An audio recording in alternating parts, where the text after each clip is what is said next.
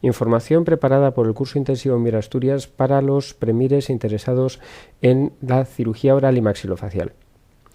En esta presentación repasaremos los distintos aspectos que debes valorar a la hora de incluir o no la especialidad de cirugía oral y maxilofacial en tu lista de preferencias. El índice de la presentación es el siguiente. Hablaremos de algunas generalidades sobre la especialidad, el número de plazas convocadas cada año en el MIR. Veremos cuál es el campo de acción de estos especialistas, cuáles son las rotaciones obligatorias y optativas y cuántos años dura el periodo de formación del residente de cirugía oral y maxilofacial en España, el perfil de los especialistas con los aspectos también de la especialidad más y menos valorados, y finalizaremos hablando de los números de orden que fueron necesarios para escoger esta especialidad en las convocatorias anteriores, junto con el ranking de los hospitales que se acaban antes en el periodo de elección de plaza. Punto 1. Generalidades. La denominación de la especialidad es cirugía oral y maxilofacial. Durante unos años se llamó solo cirugía maxilofacial y hace unos años se recuperó el nombre original de cirugía oral y maxilofacial.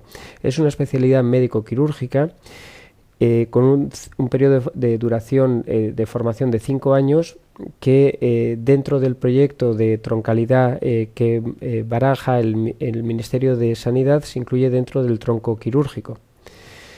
¿De qué se encarga esta especialidad? De la patología de la boca, la cara y el cuello. Al ocuparse de cirugía faciocervical, tiene relación con otras múltiples especialidades que también operan en esta zona, desde la neurocirugía, la oftalmología, la otorrinolaringología, dermatología, cirugía plástica y cirugía general. Es, por lo tanto, una especialidad regional y dentro de la cara y el cuello podemos encontrar una variedad de patología enorme que deberá resolver el cirujano maxilofacial, desde patología infecciosa o inflamatoria a fracturas y traumatología, tumores tanto benignos como malignos, reconstrucción de los defectos congénitos y adquiridos, malformaciones congénitas y otro tipo de patología como puede ser el dolor facial atípico. ¿Cómo es la formación de cirugía maxilofacial en España? La formación de cirugía oral y maxilofacial en España es desde la licenciatura de medicina, pero en nuestro entorno no todos los países es así.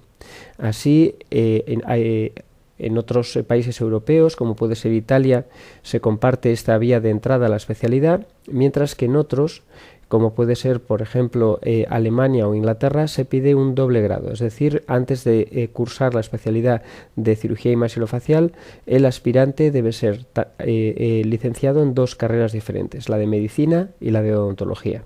Eso es así porque dentro de la formación de la cirugía oral y maxilofacial, una parte de la misma son conocimientos de odontoestomatología que no están suficientemente desarrollados durante la licenciatura de medicina.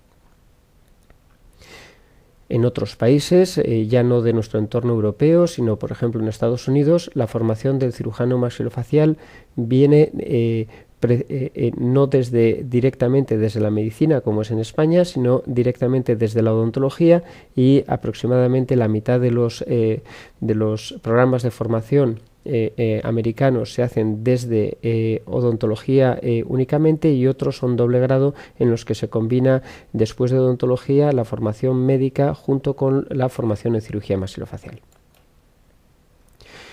¿Cómo es un día normal de trabajo para un cirujano maxilofacial? Pues depende de que su esfera de trabajo sea en la medicina pública o en la medicina privada, porque el tipo de patología que se trata con mayor frecuencia en estos dos medios difiere. Así, en la medicina pública, donde trabaja la mayor parte de los especialistas, habitualmente se pasan, por ejemplo, un par de días a la semana viendo pacientes nuevos y revisiones en consulta, y otros 2 días operando con anestesia general o anestesia local, o visitando a los pacientes el día que queda en la planta.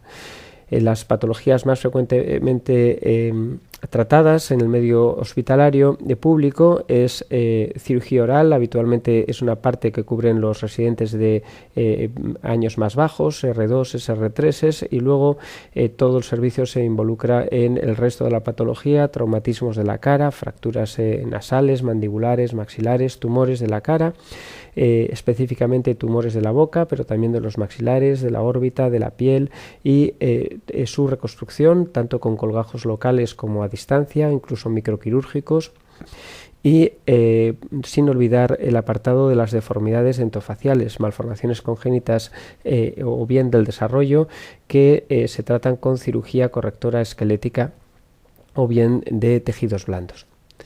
En el medio privado, la mayor parte del tiempo se pasa alternando dentro de una consulta privada entre visitas a pacientes nuevos y operados, controles, con intervenciones frecuentemente realizadas en el medio ambulatorio, en la misma consulta, con anestesia local, acompañado o no de sedación, de cirugía oral e implantes dentales. Un día a la semana suele operarse con anestesia general, patología como pueden ser cirugía ortognática, cirugía estética o reconstrucciones con injertos óseos mayores para atrofias maxilares o mandibulares. ¿Dónde puedes ampliar la información recogida en esta presentación? Dirigiéndose a las páginas web de las sociedades científicas de esta especialidad: la Sociedad Española de Cirugía Oral y Maxilofacial, la SECOM, o la Sociedad Americana de Cirujanos Orales y Maxilofaciales, la AAOMS, o bien la European Association for Craniomaxillofacial Surgery. ¿Qué número de plazas se convoca anualmente de esta especialidad en el examen MIR? Pues el número de plazas ha ido creciendo, lo mismo que el número global de plazas, pero permaneciendo en niveles relativamente pequeños respecto a otras especialidades, como puede ser evidentemente medicina de familia, que puede tener hasta 1900 plazas, o bien pediatría con cerca de 300 plazas, ginecología no. Aquí el número de especialidades o de especialistas o plazas anuales, esto no suele superar los 30. El año 2009 se alcanzó el máximo en 32 y venimos de los primeros años en la década de los 80 de 5 plazas. O sea que el número de especialistas ha ido creciendo ligeramente desde su inicio, desde el inicio de la formación MIR. Se han convocado hasta la fecha un total de 637 plazas. ¿Cuál es el campo de acción de estos especialistas?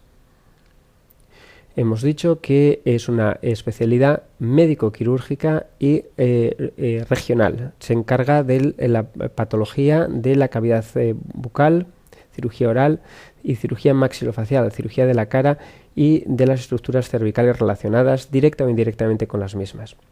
Por lo tanto, para la formación como especialista necesita una formación general en cirugía general, y así es la rotación de primer año hasta este momento. Formación en odontoestomatología para manejar adecuadamente la patología oral, y luego toda la patología médica y quirúrgica específica de la especialidad de cirugía oral y maxilofacial.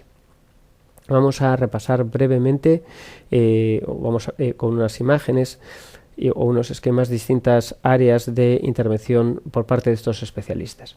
Dentro de la patología de la boca lo más frecuente es intervenciones bajo anestesia local y en régimen ambulatorio dedicadas a la extracción de dientes incluidos. Destaca por su frecuencia la extracción quirúrgica de cordales incluidos, extracción y eliminación de tumores benignos de los maxilares o quistes, cirugía periapical, cirugía de tejidos blandos de la boca, tanto plastias de frenillos como cirugía mucogingival, o cirugía preprotésica con reconstrucción del hueso y tejidos blandos perdidos con vistas a rehabilitar al paciente finalmente con implantes dentales. Además de la patología quirúrgica de la boca, los especialistas se encargan de la patología médica, o aspecto que pueden compartir con otros especialistas como los dermatólogos. Las patologías médicas de la mucosa oral pueden ir desde líquen plano, leucoplasias, lesiones por lo tanto premalignas, o otros tipos de lesiones muy frecuentes de tipo inflamatorio o infeccioso, como las celulitis odontogénicas, etc. Para tratar adecuadamente la patología oral es necesario, además de los conocimientos que hemos referido, pues tener una formación complementaria en odontoestomatología, porque una parte importante de la patología de la boca deriva de la patología dentaria. Destaca por su frecuencia el tiempo dedicado, sobre todo por los residentes de primeros años, a extracciones de dientes incluidos, sobre todo de cordales incluidos. No hay que olvidar que en las urgencias es frecuente tratar a pacientes con celulitis odontogénicas de origen dentario, y esta patología puede ser desde una patología con una gravedad pequeña a patología grave como la angina de Ludwig, que puede comprometer la vida del paciente. Frecuentemente se realiza también procedimientos de cirugía periapical o microcirugía periapical, en el que se extirpan quistes o granulomas periapicales y se realiza un sellado a retro de los canales radiculares de los dientes. Hoy en día el método de elección para la rehabilitación del edentulismo, es decir, de la pérdida dentaria, es la colocación de implantes de titanio que actúan como raíces artificiales donde puede ser luego anclada una prótesis para rehabilitar al paciente que ha perdido dientes, uno o varios. La colocación de implantes dentales puede realizarse por parte de cirujanos maxilofaciales o bien odontoestomatólogos formados con hábito quirúrgico, y en sí mismo puede ser una verdadera subespecialidad, en el sentido de que hay multitud de técnicas reconstructivas que son necesarias para realizar esto de forma adecuada, tanto reconstrucción de hueso como de tejidos blandos. Sin olvidar la patología médica de la mucosa oral, como pueden ser candidiasis, leucoplasias, líquen plano, pemfigoides, etc. Pasamos a otro aspecto que es especialmente clave en la historia de la especialidad, que es el tratamiento de los tumores de la boca, la cara y el cuello, y la cirugía reconstructiva necesaria para reparar los defectos ablativos tras la extirpación tumoral. Destaca por la gravedad, importancia, complejidad de las intervenciones tanto ablativas como reconstructivas las cirugías de tumores malignos, carcinomas epidermoides intraorales, tumores del suelo de la boca, tumores de la lengua, que requieren extirpaciones amplias y reconstrucciones asociadas, además de los tejidos blandos, frecuentemente de hueso, de la mandíbula o del maxilar, mediante injertos óseos y osteosíntesis con placas de titanio. Dentro del aspecto tumoral cubierto por estos especialistas podemos encontrar un espectro muy amplio que va desde tumores de la piel, epiteliomas, melanomas. Este tipo de patología es compartida por los cirujanos maxilofaciales, los dermatólogos y los cirujanos plásticos. Tumores de labio, que pueden ser, si son pequeños, tratados con anestesia local, o bien si son mayores, pues requerir técnicas reconstructivas más importantes. Y luego tumores de la boca, del suelo de la boca, de la lengua, que además de tratamiento local, la mayor parte de los carcinomas epidermoides de vías aerodigestivas superiores requieren un tratamiento regional de las posibles adenopatías metastásicas en el cuello, o sea que frecuentemente estas extirpaciones de tumores orales van acompañados de distintos tipos de vaciamientos ganglionares cervicales. Sin olvidar la patología, aunque es menos frecuente, tumoral del maxilar superior, que pueden resolverse mediante combinaciones de cirugía, radioterapia. La cirugía puede ser parcial, con basilectomías parciales o totales, o ampliadas con exenteración orbitarias, o bien resecciones craniofaciales. Sin olvidar que dentro de la patología que trata el cirujano maxilofacial quirúrgicamente, además de los tumores malignos, pues está patología cervical benigna, como pueden ser los quistes tiroglosos o los quistes branquiales. Un apartado muy importante de la actividad del cirujano maxilofacial en el ámbito hospitalario es el tratamiento de los traumatismos de la cara. Así, en urgencias es muy frecuente que el residente de cirugía maxilofacial sea llamado para el tratamiento de heridas faciales como consecuencia de accidentes de tráfico, o bien se ingrese al paciente para una operación diferida cuando lo que presenta es una fractura de la cara. Muy frecuente el tratamiento de heridas incisas o contusas en la cara, más o menos amplias, fracturas que pueden ser de la órbita, fracturas panfaciales como consecuencia de accidentes de tráfico, la fractura facial más frecuente, que es la fractura nasal, es compartida por los cirujanos maxilofaciales en ocasiones con cirujanos plásticos o otorrinos. La mayor parte del resto de las fracturas de la cara son tratados prácticamente exclusivamente por cirujanos maxilofaciales. Las fracturas nasales se tratan cuando provocan deformidad estética o bien insuficiencia respiratoria nasal. Las segundas fracturas de la cara en frecuencia son las fracturas mandibulares. Todas las fracturas de la cara que afectan al mandíbula o maxilar provocan maloclusión y es necesario restaurar la oclusión dentaria pretraumática, además de reconstruir la fractura mediante tratamientos conservadores como el bloqueo elástico intermaxilar o bien tratamientos con osteosíntesis con mini placas de titanio.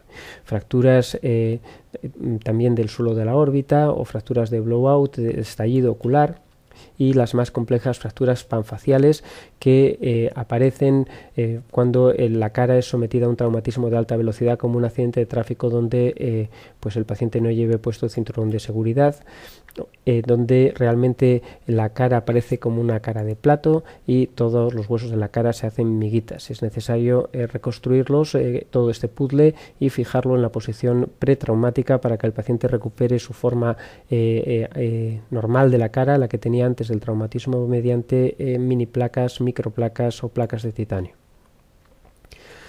Otro aspecto tratado por cirujanos maxilofaciales son las deformidades, sobre todo deformidades esqueléticas de la cara. Deformidades adquiridas durante el desarrollo o bien deformidades que el paciente presenta ya en el momento del nacimiento. Este perfil recto está dado por una relación armónica entre el maxilar y la mandíbula. Cuando esta relación se pierde, podemos tener un perfil de tipo clase 3 o clase 2, cuando domina en la clase 3 el tamaño de la mandíbula sobre el maxilar superior y en lo contrario en la clase 2.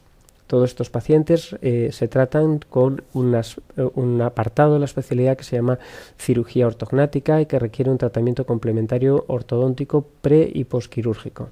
La cirugía de la mandíbula más frecuente es la osteotomía sagital mandibular, que permite tanto avanzar como retrasar la mandíbula. También se pueden hacer osteotomías para el tratamiento de deformidades del mentón, que van a permitir, pues con una cirugía relativamente simple, permitir normalizar el perfil de estos pacientes retrognáticos, o bien cirugías bimaxilares donde se actúa simultáneamente en el mentón, la mandíbula y el maxilar superior del paciente, para tratamiento de deformidades más complejas, como puede ser una mordida abierta o un exceso vertical maxilar, etc. Los pacientes sindrómicos o con graves deformidades craniofaciales pueden ser tratados, además de con osteotomías e injertos óseos, con osteodistracción. Es la misma técnica utilizada por Ilizarov para el alargamiento de los huesos largos de las extremidades para el tratamiento de deformidades en la cara, como microsomía hemifacial, una hipoplasia del maxilar superior, por ejemplo sindrómica, o bien un síndrome de Treacher-Collins.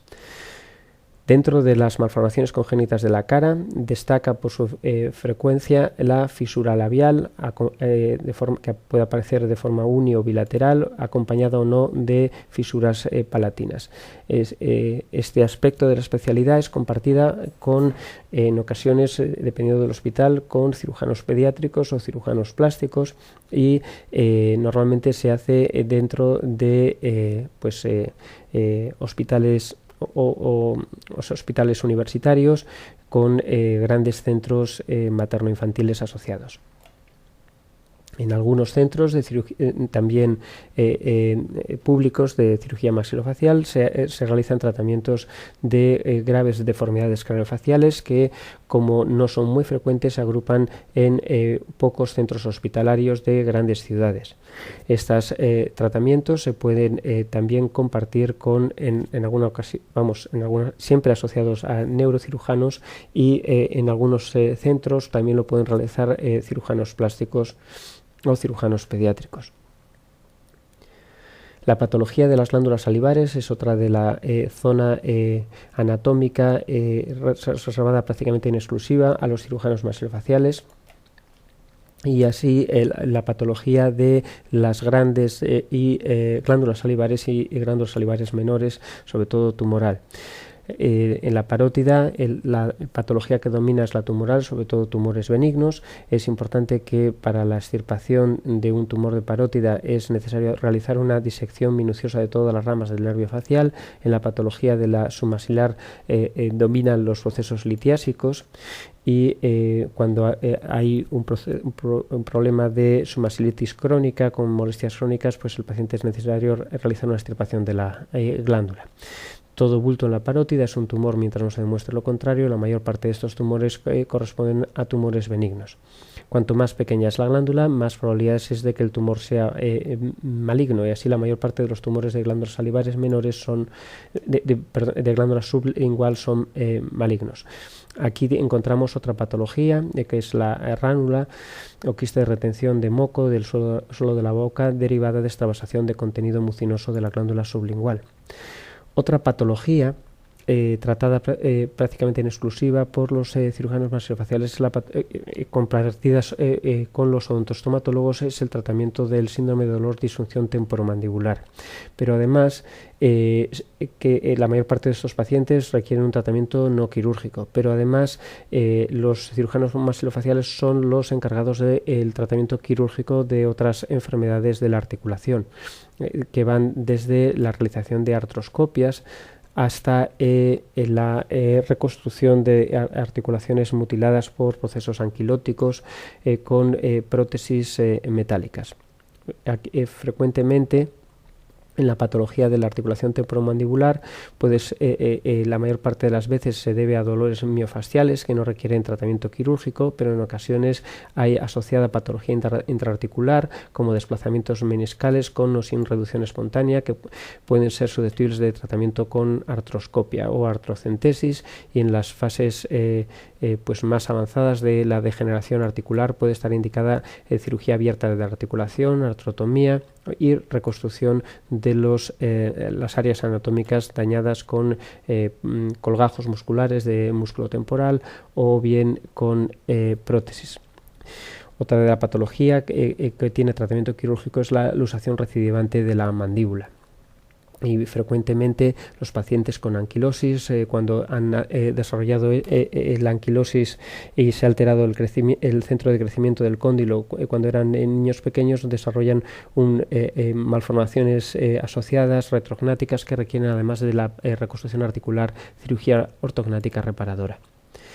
Y por último, citar que toda la patología quirúrgica de la cara realmente lleva una connotación estética, y asimismo los cirujanos maxilofaciales tratan, o dentro de la formación del cirujano maxilofacial se incluye también la reconstrucción de patología estética o puramente estética de la cara, como son deformidades de la nariz con rinoplastias, deformidades del pabellón auricular con otoplastias, o bien cirugía del envejecimiento, como pueden ser blefaroplastias o ritidectomía.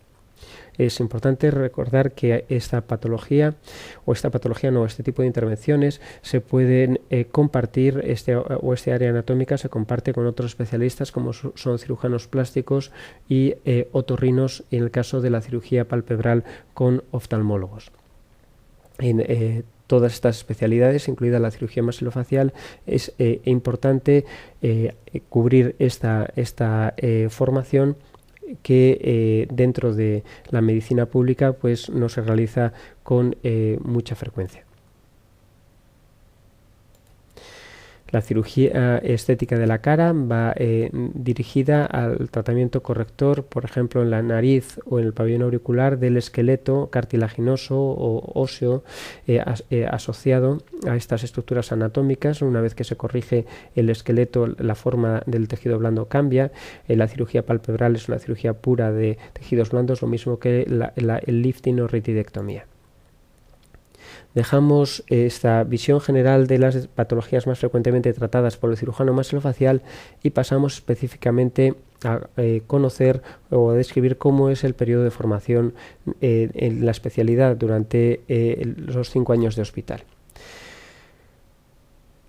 La formación del cirujano maxilofacial cubre 3 aspectos: una formación general en medicina y cirugía, una formación específica en cirugía maxilofacial y una formación complementaria en odontoestomatología. La formación de medicina y cirugía general se cumple a través de las rotaciones por otros servicios. Servicio de urgencias, sobre todo, urgencias, me refiero no a urgencias específicas de cirugía maxilofacial, sino urgencias generales. Normalmente se desarrolla durante el primer año, junto con la rotación en cirugía general. La mayor parte de las intervenciones desarrolladas por los cirujanos generales pues son cirugía abdominal, cirugía digestiva, pero en ocasiones hay cirugía mamaria o cirugía asociada a la glándula tiroides, y rotaciones se realizan más adelante en la formación de cirugía plástica, otorrinolaringología y en la unidad de cuidados intensivos.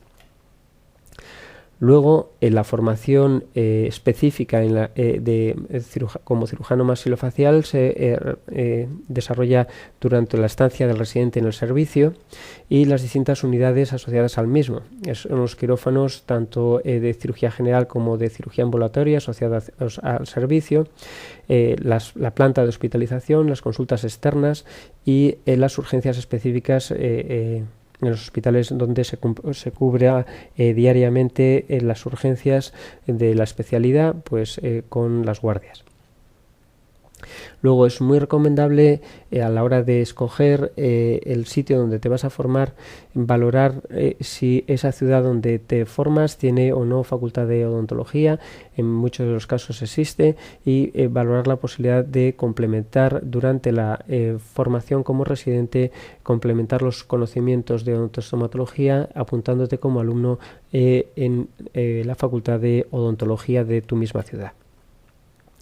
El calendario de rotaciones se establecen 2 tipos de rotaciones obligatorias y rotaciones optativas. Durante el primer año son rotaciones obligatorias pasarlo, habitualmente se pasa la totalidad del año en cirugía general, y también se realizan guardias tanto de cirugía general como de urgencias generales. Durante el segundo año ya se incorpora el residente al servicio de cirugía maxilofacial, y aquí empieza a desarrollar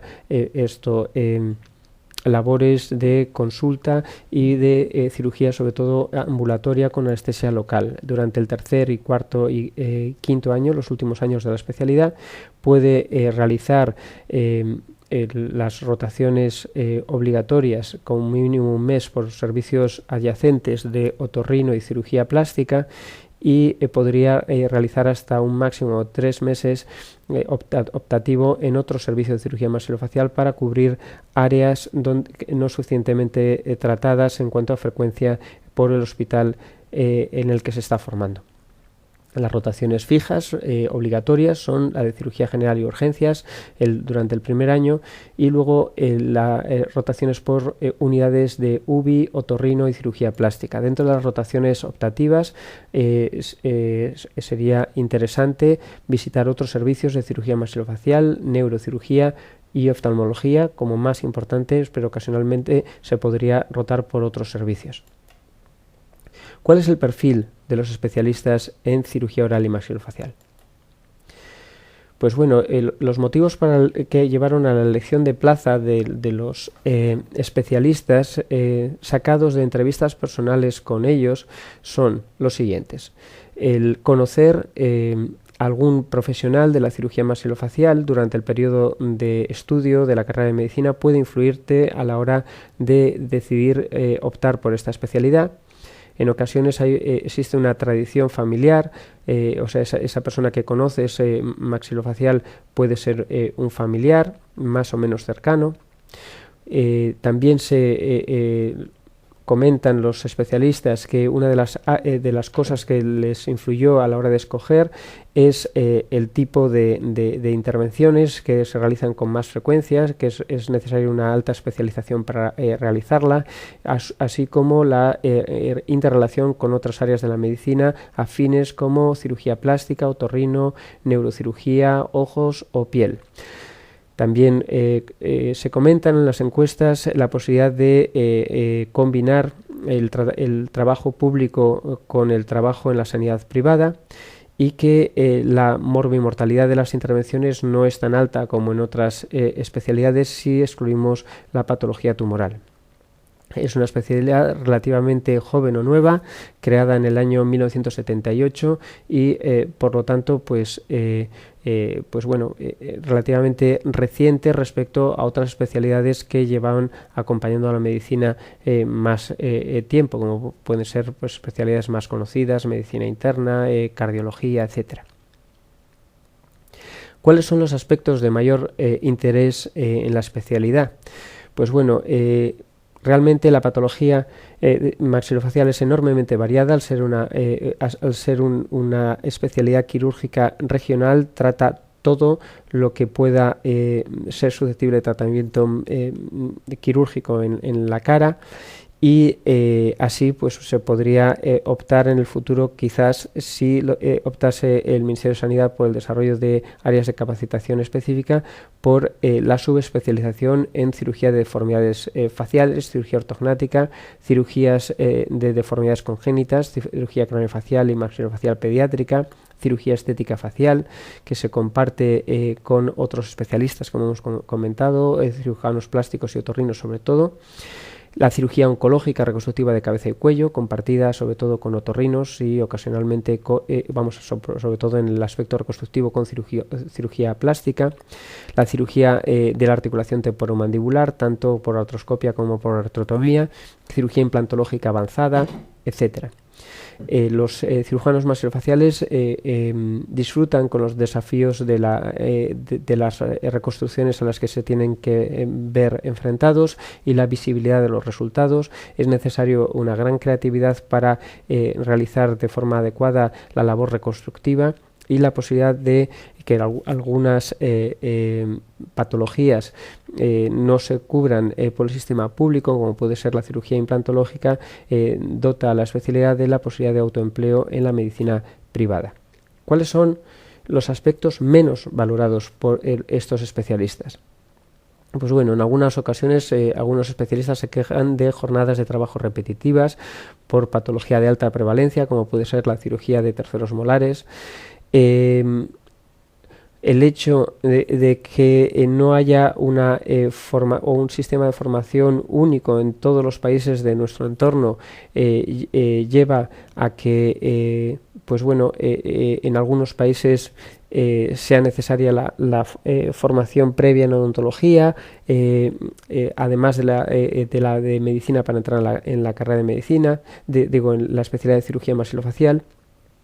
Y eso lleva a que, el ser también una especialidad relativamente joven, a que durante la formación de la licenciatura de medicina el estudiante frecuentemente no se ve no se ve formado en la patología maxilofacial y desconoce lo que son estos especialistas. Ese desconocimiento por parte de los otros compañeros médicos de la especialidad, que en ocasiones piensan que el cirujano maxilofacial es un dentista avanzado y desconoce la amplitud del campo quirúrgico de esta especialidad, pues causa desconcierto y desánimo entre los especialistas en ocasión. Desde el punto de vista de sanidad pública, es una especialidad exclusiva de tercer nivel, o sea que solo se puede ejercer en grandes hospitales, y esos grandes hospitales están normalmente en capitales de provincia, y el número de servicios de cirugía maxilofacial activos en España no es excesivamente grande, y en ese sentido pues las posibilidades de empleo en el sistema público al acabar la residencia pues pueden verse relativamente dificultadas por que no hay, por ejemplo, en relación con otras especialidades, posibilidad de trabajo en el primer nivel de la atención, en atención primaria, en ambulatorios o en hospitales pequeños, y todos los hospitales, los servicios de maxilofacial públicos se concentran la mayor parte de ellos en hospitales de referencia de tercer nivel. Dentro de las habilidades importantes para un especialista en cirugía maxilofacial, muchas de ellas se comparten con otras especialidades. Es muy importante ser autocrítico para considerar que tu formación no acaba durante la residencia y que en sí la especialidad de cirugía maxilofacial es inabarcable y que puedes dedicar toda tu vida a seguir aprendiendo. Por lo tanto, un alto nivel de automotivación para continuar formándote durante toda tu vida profesional. Muchas de las intervenciones que realizamos los cirujanos maxilofaciales son fruto de un trabajo en equipo con otros especialistas, médicos o odontostomatólogos. Por ejemplo, la cirugía de deformidades dentofaciales requieren la colaboración íntima con ortodoncistas. Como toda cirugía, pues es deseable que el especialista o residente tenga habilidad manual, y también al ser una cirugía con resultados muy visibles, pues debe tener una cierta capacidad artística y capacidad tridimensional y de calcular proporciones equilibradas.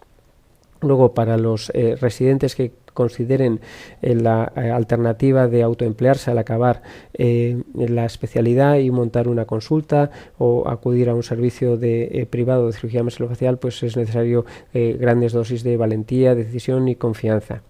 Y por supuesto no hay que olvidar que lo tratamos con pacientes, y que la satisfacción del cirujano maxilofacial es ayudar a los enfermos, y lo más importante para poder ayudarlos es no ver la patología aislada, sino ver al enfermo como un todo y tener empatía con sus problemas y sus actitudes psicológicas frente a la enfermedad. Existen muchos retos dentro de la especialidad. Destaca, lo ideal sería que los cirujanos maxilofaciales españoles pudiesen acceder a una formación doble grado dentro de la especialidad, o sea que al acabar la especialidad, además de ser licenciados en medicina y especialistas en estomatología, fuesen licenciados o tuviesen el grado de odontología. La posibilidad de desarrollo por parte del Ministerio de Sanidad de las áreas de capacitación específica darían salida a numerosas subespecialidades que se realizan de forma ya en la práctica en los distintos hospitales universitarios españoles.